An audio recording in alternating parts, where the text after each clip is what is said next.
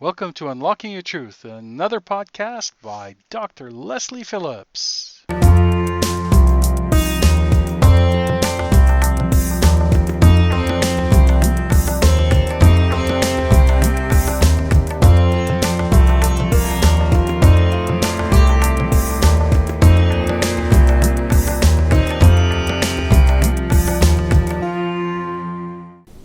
Hello everyone, and welcome back to Unlocking Your Truth with Dr. Lesley. So on to tonight's topic, and I have one of my quizzes. So listen to the questions and let's figure out whether you might have this intuitive ability which is called clairaudience. And of course, what clairaudience means is it simply means clear hearing, but it isn't referring to your physical hearing through your ears. It's referring to intuitive hearing, and it actually relates to an energy center that exists in the cleft of your throat. It's your communication center, and it's responsible for a number of different intuitive abilities. Clairaudience is one of them, your inner voice is another, telepathy is another, and pragmatic intuition is another. So that's a busy energy center. Now, so here's my quiz. Do you ever hear sounds that other people around you can't hear? If you do, that may be a sign that you are clairaudient. Now, have you ever woken up and heard somebody calling your name? That's quite a common experience for people who are starting to open their clairaudience. You'll be drifting off to sleep or waking up, and you'll hear something. Somebody says your name, but there's nobody there. That can be your clairaudience.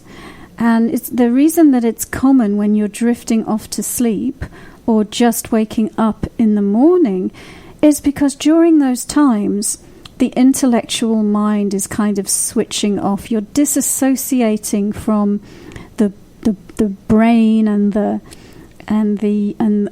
body because you are about to leave your body, actually. And so one of the biggest blocks to people actively using and opening their intuitive abilities is the intellect. And so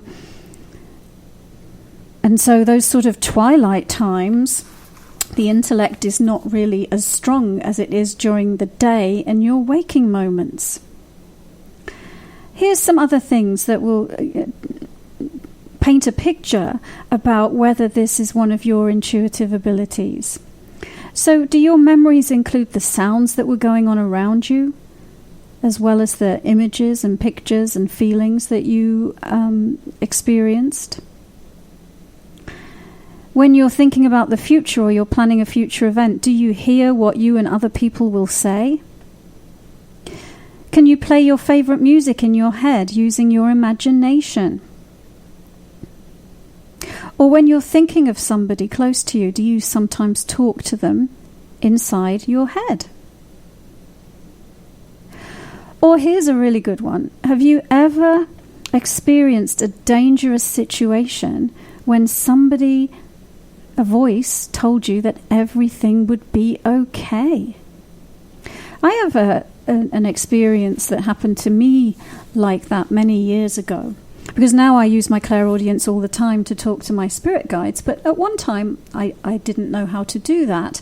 And I remember this was, it was at least 20 years ago, probably even a bit longer, and I wasn't well. I'd damaged my back because I'd been lifting boxes at work, and the whole lower part of my back, the muscles went into spasm, and I couldn't walk for 3 weeks. It was so bad, and I just thought, gosh, my life is ending. I'm never going to walk again. And the doctor told me to lie in bed for 3 weeks, basically, which was the wrong thing to do. But anyway, that's what happened. And so I was lying in bed, and I could hear this beautiful, beautiful, beautiful music. And there was no music playing. I wasn't listening to any music. And it was sort of it was a bit like choral music or orchestral music, but just very beautiful. And I, to amuse myself, used to just lie there and sketch and draw. And so one day I just started doing this automatic drawing of angels. And I realized that the beautiful music that was playing to me was the music of the spheres, or angelic music. And through that whole time when I was recovering from that problem with my back, if I would get myself into trouble, like sometimes when I was recuperating, if I'd sort of like go for a walk and then I'd get so far and think, oh my God, I can't walk back, that music would just turn on really, really loud in my head, and it would give me the reassurance that I was fine and that I could keep going. And I've had lots of experiences like that when my clairaudience was opening up. Another one was I was traveling in Germany, and I woke up early one morning to the sound of just gorgeous, beautiful music. And I opened my eyes, and at the end of my bed I could see this angel standing, just singing to me. No special message, no special reason, just the joy of delivering this beautiful music. And so if you've ever heard music that wasn't there, it could be a sign that you are tuning in to your clairaudience. So here's another one. Have you ever heard words that other people are thinking? Because some people think that clairaudience is just how you can listen to spirits, out-of-body beings. But actually, you can speak to other people who are alive and who have bodies using your clairaudience as well. And I'll give you another anecdote. When I was my clairaudience was opening up and I was a bit more aware of it. But I had one experience where for probably about a month, I heard somebody else's voice speaking to me. And it was a man. And I didn't know this person, but I heard all the details of his life, all the things that he was thinking, and it was like, gosh, there's that person again. What's going on? And eventually I realized, oh, that's my clairaudience. I've just tuned in to somebody else's channel here, and all I need to do is switch it off. And so I switched it off. But it took me about a month to clue in what was happening. And of course, that type of experience, if you've never heard of clairaudience, if that's something that's new to you and you have an experience like that, you might go to the doctors and say, "Doctor, I am hearing voices in my head." And the doctor might say, "Oh dear, oh dear," and prescribe, diagnose you perhaps with some kind of mental disturbance, and even put you on some medication to control it. In fact, in the years that I've been doing this work, I've actually met many people who have been, that's happened to them. And then, they come to me and I'm able to give them a different perspective on what's going on. You're not crazy. It's just your clairaudience. And you can learn to switch it on and switch it off and decide who you listen to and what you listen to and what you don't listen to. I'll tell you another anecdotal story. Again, from years and years ago, when I was still in England, and I was working in London, and we had a company accountant who one day just completely disappeared and stopped coming into work. And we were all like, well, I wonder what's happened to her. And after, maybe 3 weeks, a month, or even longer, she suddenly reappeared. And we said, "Oh, where have you been? What's been going on?" And she said, "Well, I just had this really funny experience. I started hearing voices in my head, and they told me to go shopping. And so I would it was fun. I listened to them and I'd go shopping. And it got so bad that she cleared out the family bank account going shopping and buying and following these voices that were speaking to her. And, eventually her husband found out and took her, to get looked at. And they did put her on some medication. But, from my perspective now, that probably was her clairaudience. And if she'd learned how to be in control of it and how to tell those beings that were being naughty and telling her to go shopping to just, get lost, she might not have had to go through the psychiatric evaluation and the drugs and everything. And of course, I'm not saying that psychiatric diseases are not a real thing. I'm just offering an alternative suggestion about what can be going on for some people. So here's some other examples that might be a clue that you're clairaudient. So when you're reading a book, do you hear the sounds of the scenes in your imagination? Often people will sort of visualize when they're reading a book, but if you hear what's going on as well, that might be a clue that you are clairaudient.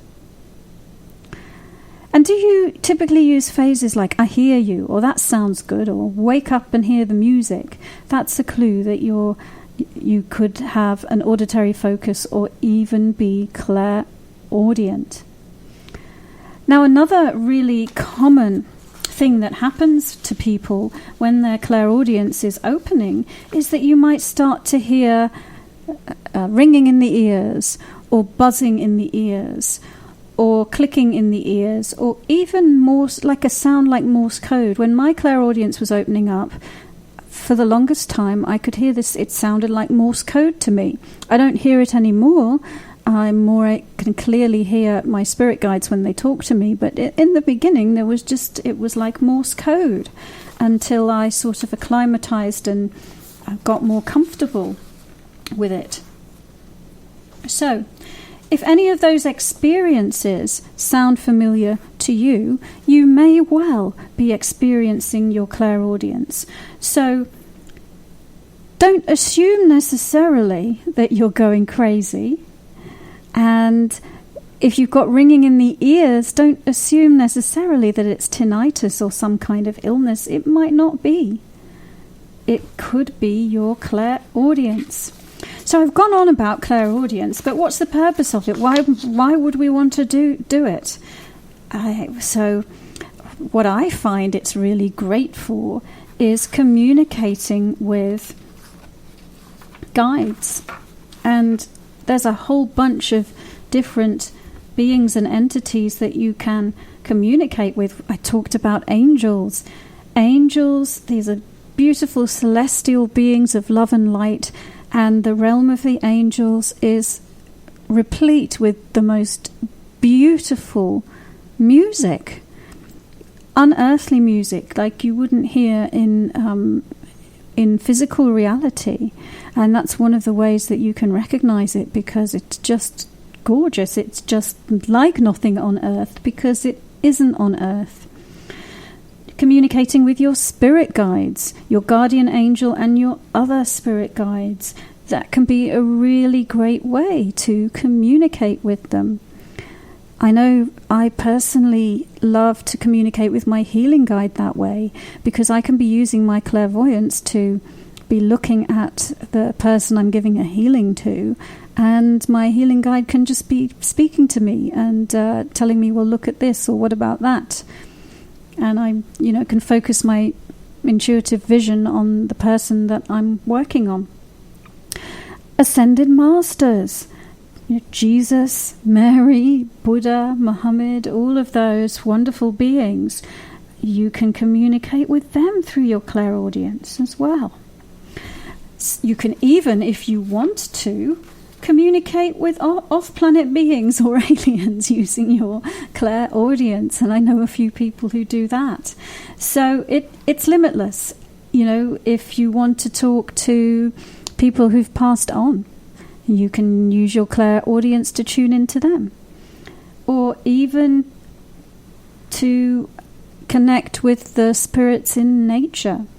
Listening to the rustling of the wind through the leaves in the trees and listening for subtle voices in between those sounds, or listening to the trickling of the waterfall and listening for subtle voices in between those sounds. So, clairaudience, it's fabulous and it's fun, and it doesn't mean that you've gone bonkers. Quite the contrary, it can be an exciting sign that you are opening intuitively.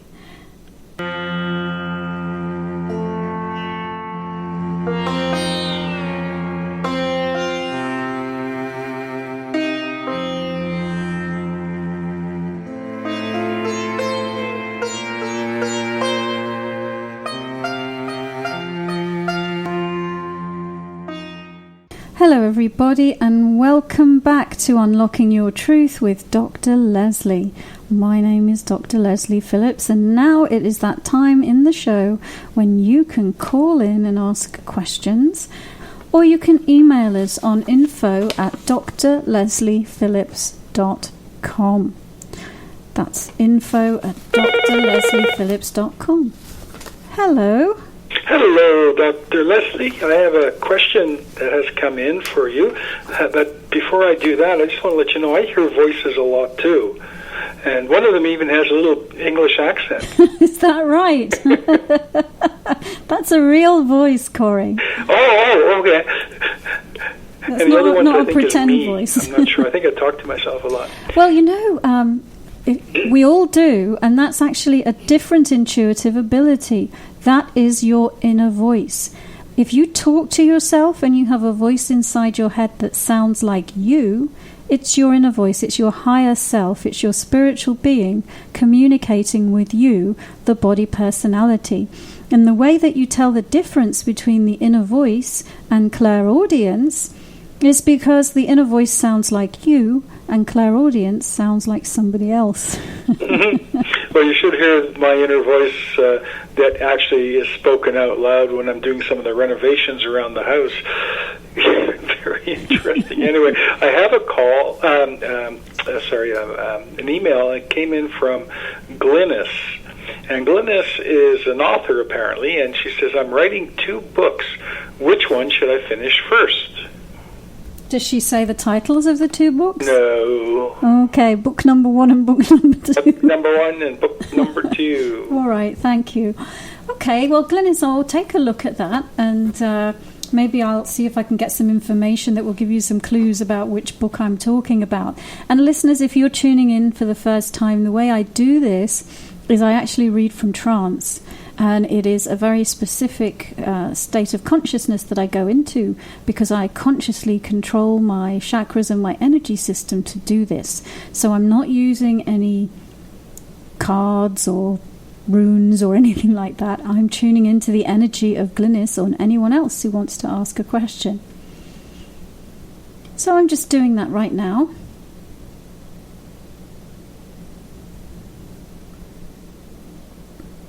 Well, it's interesting. So let me see. I'm looking at these 2 books that you're talking about, Glynis, and I'm looking at you. And one of the books looks like you're struggling with it. Looks like you are tearing your hair out. Looks like you're very frustrated with yourself. Looks like a case of writer's block to me. And the other book, it looks like you're paying it less attention. Because, gosh, some of us get like this, don't we? If there's something that we can't quite figure it out and we can't quite get it right, well, damn it, we'll go at it on and on and on until we do. And that, I'm seeing that seems to be what you're doing, that there's one book that you're struggling with, and instead of being able to just say, well, okay, I'll just put that one to the side and, do something different, or even do the other book, you're banging your head against the wall and forcing yourself. And here's one of the things. If ever you are using effort to do something, then you are creating through a body level. And if something is flowing easily through you, then you are creating as spirit. So many writers, that's how they're writing. It's a seamless, easy flow. I've read about J.K. Rowling when she wrote Harry Potter, and she literally, it was like watching the TV and writing down what she saw. And that's exactly how I wrote my book too. My book, The Midas Tree, is literally you just get out of your own way and allow the information to flow through you. So if you find that you'll get... And to do that, you kind of have to throw out all grammar, throw out just all the things that you were taught at school. It's what I was saying earlier, disengage your intellect. And I'm seeing you're not disengaging your intellect. In fact, you're analysing and going into great detail and getting, wanting to perfect it, instead of getting out of your own way and allowing the information to flow. And then when I look at this other book that you seem to be putting on the back burner and focusing on this one that you're struggling with, let's just take a look at that one.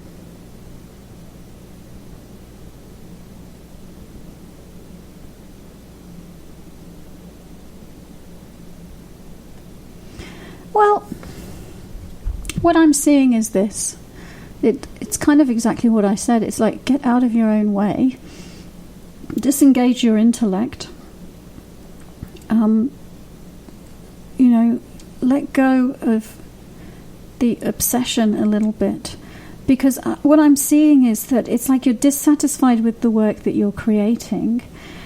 And it's because you're getting in your own way with it. I'm seeing that there's some writing that is meant to come through you or is flowing to you from your higher self that looks very bright. And it's like you're not managing to get it on the page in its pure form because your intellect is getting in the way. And so in a way, I'd say it's not a choice between one book and the other book. What it's got more to do with is you learning how to disengage your intellect so that your natural creative flow from your higher source can flow through you. And then it looks to me like what will come through you may not exactly be book 1 or book 2. It might be something a bit different or a blend between the two, and something that you'll be a lot happier with and a lot more excited about and a lot more joyful, because writing it will feel joyful and feel like fun instead of hard work. So I hope that that's helped you out, Glynis. And if you want to write to me at info@drlesleyphillips.com, I'll give you some tips on some meditations that you can do to unblock your writer's block. So we're going to take another question right now. So if anyone wants to call to 604-504-7441 extension 4142. Hello. Hello. I have a couple of questions for you. A very quick one, which I know the answer to. Actually, it's the same question I have quite often. And it's from Ginny, and Ginny wants to know, will I win the lottery tomorrow? No, Ginny, you're not winning the lottery. I am. Anyway, I have a message, or an email message that came in from Wendy. And Wendy wants to know sort of something similar, but a little different. It's about one of the wonderful concepts that you talk about, and it says, will I be successful in automatic writing? Oh, great. Thank you. Well, that's a cool question, isn't it? That's related to the last one. There's a theme emerging. Okay, so Wendy, I'm going to tune into your energy just like I did with the previous lady. So bear with me while I do this.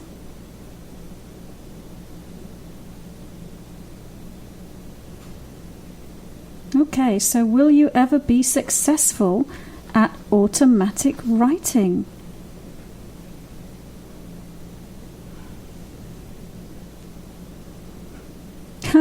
So, you know what? I could give you the exact same answer as I gave to the previous lady. And that is just let go of effort. But also, it's sort of like, well, what do we mean by automatic writing?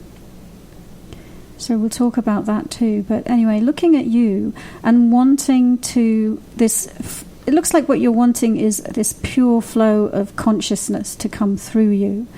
It looks like you're wanting to use automatic writing and journaling as a way of receiving guidance from your higher self and from your spiritual helpers and from God. And your brain is trying to work out, how does this happen? What's it meant to be like? What's it meant to feel like? What's it meant to look like? So your brain is analyzing it.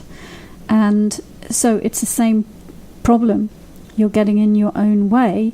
You're approaching it from a physical perspective instead of a spiritual perspective, and they are not the same things by far. The intellect belongs to the physical body. You are not your physical body. You are a high vibration, multidimensional, eternal spiritual being. And so we need to disengage the intellect to allow the creative and intuitive juices to flow. So let me look some more. Yeah, it is. You're trying to do it through effort and through your body instead of allowing the intuitive, creative side of you to move to the forefront. And let's just talk about automatic writing and what automatic writing is, in case any of the listeners haven't heard of it. And I think there's a few different concepts of it too.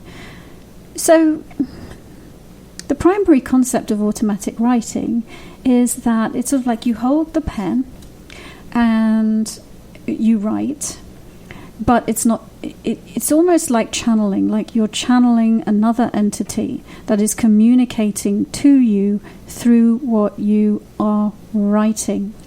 Now that other entity could be God.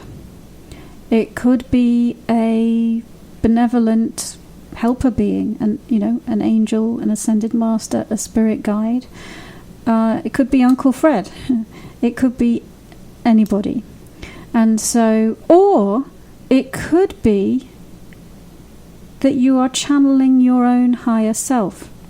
So, for example, I have a card deck called Portico, which is made from my energy drawings, and they are what I would call automatic drawings. So the way I did them was that I put a pencil in my hand and I sat there and I allowed the flow to happen, and pictures were born and paintings were born. I didn't intellectually think about what am I drawing. So these highly symbolic and abstract things emerged. Oh, I've forgotten the point that I was going to make there. Bear with me, listeners. Oh yes. But I believe that I was channeling my higher self when I did that. Same thing when I wrote my book. And so that's something for you to think about, Wendy. Who are you wanting to channel through your automatic writing? And it looks to me like you're wanting to receive guidance through it. So your higher self or God. And like I said, the key is to move your intellect aside and make it fun instead of making it serious, and make it no effort, instead of making it full of effort. And by the way, there are some fabulous artists that you can Google who do automatic drawings, and one of them is called Alma Clint, and she was European from the last century, and she did automatic drawings. She was a member of the Theosophical Society, and they were highly symbolic, and conveyed spiritual information. And there's another woman whose name escapes me, but if it comes back to me during the show, and she's Canadian. She was a Canadian farmer's wife, and she did automatic drawing, and the pictures that she did are full of Buddhist symbolism, just amazing, Buddhist deities and Buddhist symbols. And she was born and raised on a farm in Canada, and she was Christian and never even Alma Rumbold, I think her name is.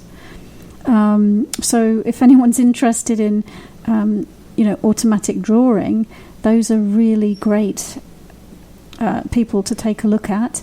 And of course, I'm sure, Wendy, that you're familiar with The Artist's Way, and I think that has lots of tips about, journaling and writing as well.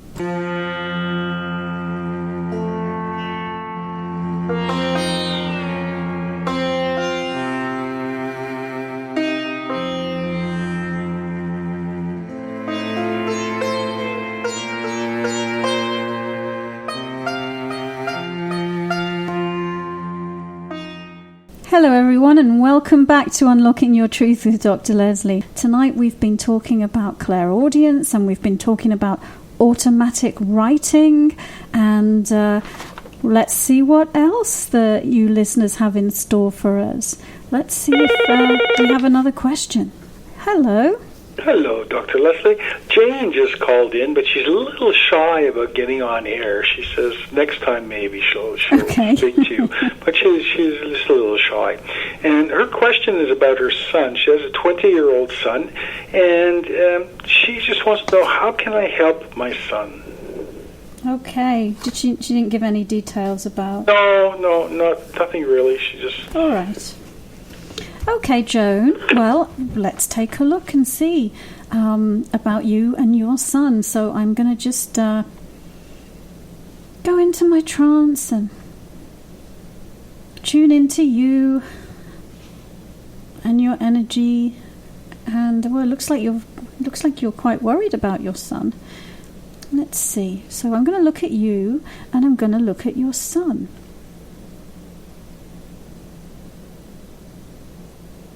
Well, one of the things that I'm seeing that you're doing, because you are worried about him, is that your energy is kind of going out of your space and into his space. And it's kind of a natural thing that we human beings do. If we think our loved one is in distress, or they're up to something or doing something that we think is wrong or they shouldn't be, we kind of try to take responsibility for them or reach out to them and energetically. But the problem is that doesn't make it any better.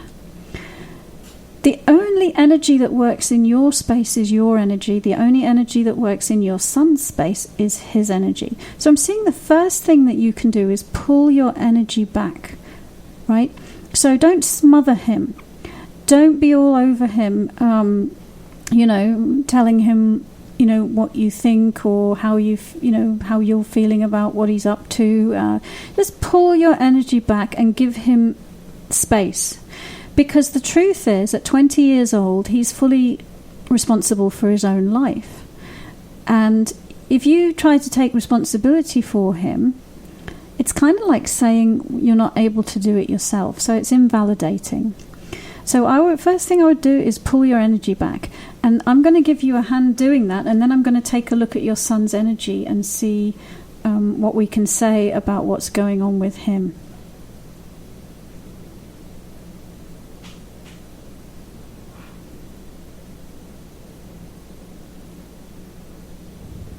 Okay, so I'm looking at your son's energy now. And it's interesting. So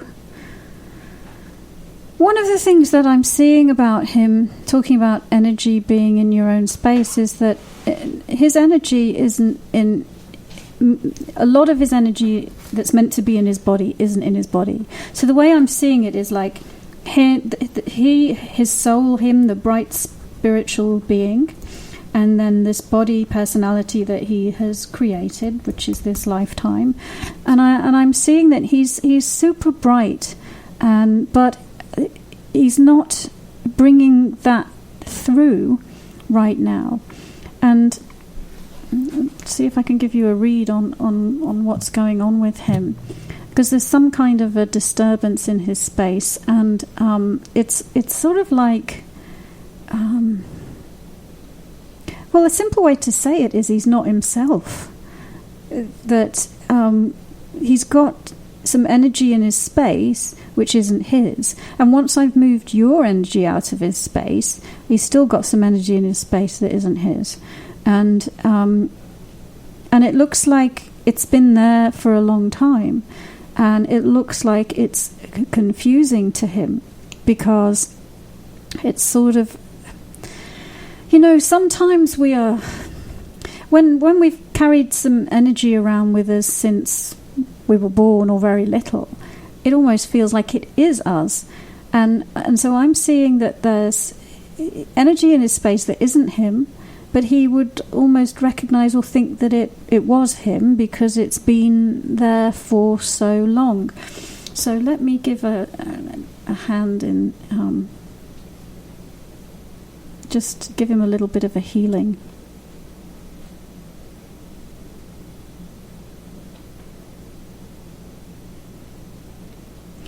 And I'll see if I can see why he allowed this to happen.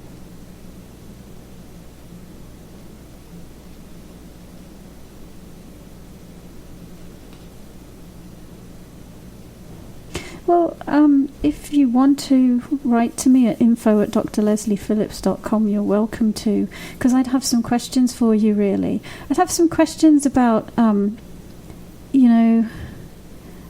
what his birth experience was like, and what your pregnancy was like, and because it looks like he's dealing with some kind of early trauma that created some kind of schism, and it's been there a long time. So the first thing, like I said, that you can do to help your son is just pull your energy back. But apart from that, and again, I would like to ask you about him and his interests, and whether he's open or interested in meditation. And because if he is, then there are some things that you could subtly suggest that perhaps he might like to try, like, and there are different types of meditation. There are some types of meditation that take you, like a kind of escapism, take you outside of your body and outside of your life. There are other forms of meditation that really help you to be present, and I would recommend the type of meditation that helps him to be present in his body and grounded, and because it's kind of like he's avoiding dealing with something. He's avoiding dealing with something, and for him it is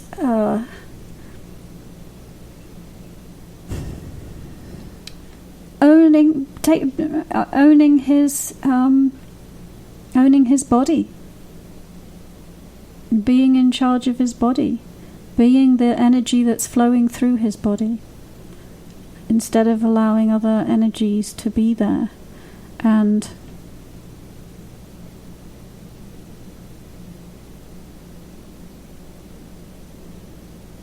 I'm seeing that it was caused by some kind of trauma that caused him want to escape his body.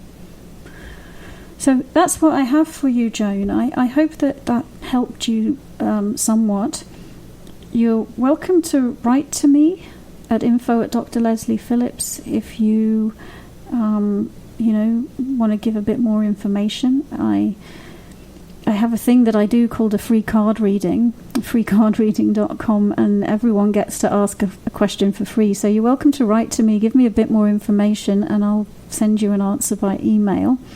So I think we have time for one more question, and if you want to phone us, get your... Okay, too late.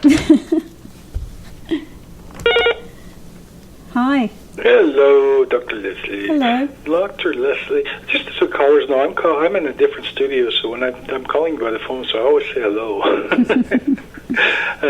I have a question from Randy, and it's kind of, I don't know if you can answer this one in a lot of time. I don't know if I have a spirit or a spell around me. Please help.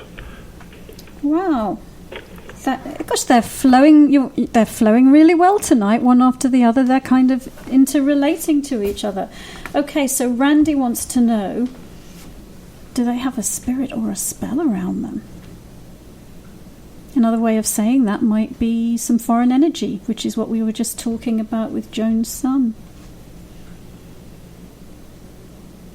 Okay, so I'm tuning in to Randy.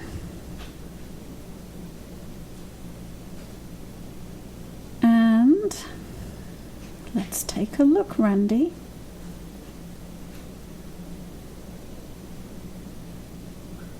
Do you have a spell around you? Well, I'm seeing something very similar to what I said to the last caller, in that I'm seeing that your energy is not... You, the spiritual being, are not flowing through your body and grounding through your body and taking charge of your body and taking charge of your life. Okay, so you're ungrounded. Your energy's outside of your body. And so it's the kind of like, it's the body running the show as opposed to spirit running the show. And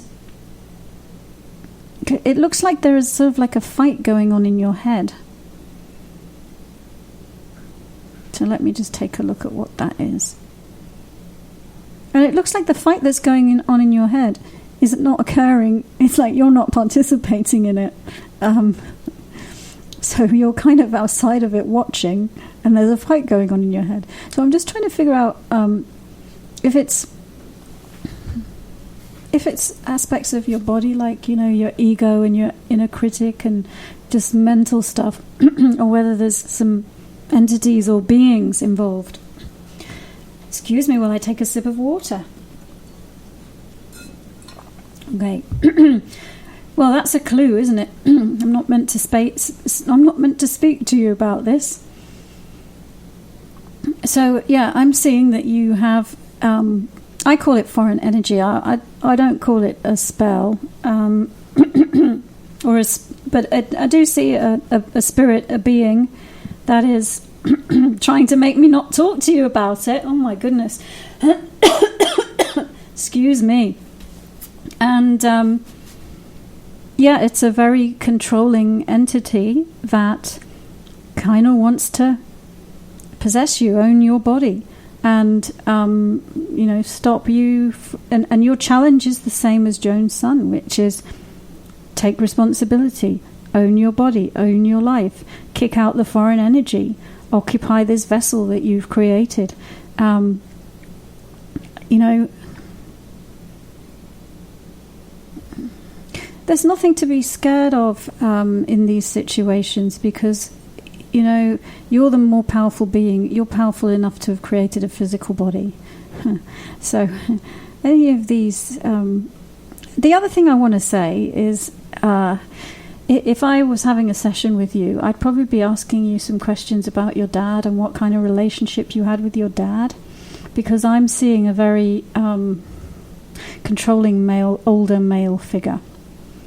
And, you know, so I'd want to know what your relationship with your dad was like, whether your dad's still alive or not. But I'm seeing that it looks like a real bully, a real control freak, and that